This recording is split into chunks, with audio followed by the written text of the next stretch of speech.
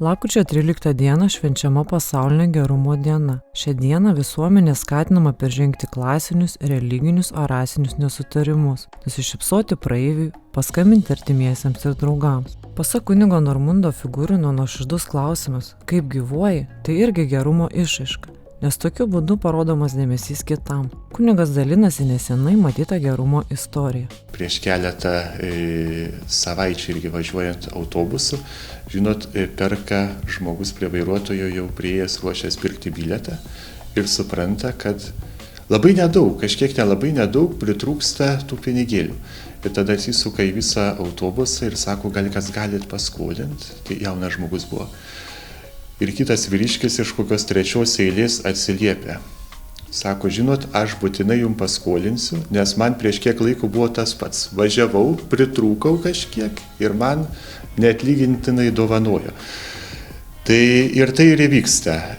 Tai reiškia, kai aš pamačiau tokį gražų pavyzdį, tai man byloja, kad to gerumo mumyse yra labai daug, tik tai kartais mes jo nepastebim, arba neįvertinam, arba daug labiau sureikšminam tuos sunkesnius, blogesnius momentus. Lietuvos Respublikos prezidentas Gitanas Nausėda mato daug gerumo Lietuvoje ir siūlo kiekvienam pirmiausia atsigręžti į savo artimą. Politikos dalį, kuomet vyksta bendradarbiavimas arba konkurencija su kitomis valdžios institucijomis, tai sakyčiau taip, ten galbūt gerumo aš matau mažai.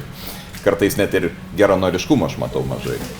Bet kai aš išvažiuoju į regionus, kai aš tiesiog išeinu į gatvę, kai aš tiesiog bendrauju su žmonėmis, aš matau, kiek to gerumo kiekvieną dieną tonų tonos yra. Panevėžio vyskupijos karite savanoriaujančios moteris pastebi, kad užklupus gyvenimo negandoms labai padeda bendrystė, buvimas tam tikroje bendruomenėje, o malda daro stebuklus. Susirgo visi 3 vyresnieji vaikai, šiuos turiu 5. Tai buvo be galo skaudu ir nežinojau, nuo kurio galo griebti. Taip pat aukoju mišias, prašiau, sakiau visiems, kas galėjo, meldėsi, padėjo. Ačiū Dievui, šiuo metu yra sustiprėję visi, tai va, kas liečia pačią.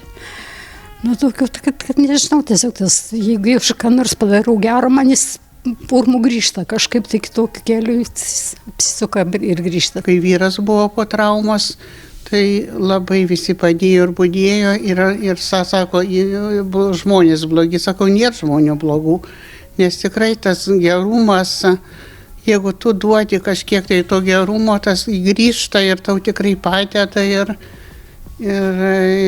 jautiesi laimingas, toj nelaimiai esi kartu su visais ir aišku malda labai daug turi reikšmės. Be maldos žmogus esi tikrai silpnas ir, nežinau, tuščias visai. Mirė Liepa vyras, o 31 gruodžio mama. Tai va man brolinė ir ta visa giminė vyro, tiesiog labai padėjo ir morališkai, ir dvasiškai. O labiausiai padėjo tai bažnyčia. Anot Stanislavos Šeškevičienės gėris ir blogis, tarsi kaip tas banguojantis vandenynas, eina greta, bet mūsų gelbėtojas yra bendravimas ir palaikymas.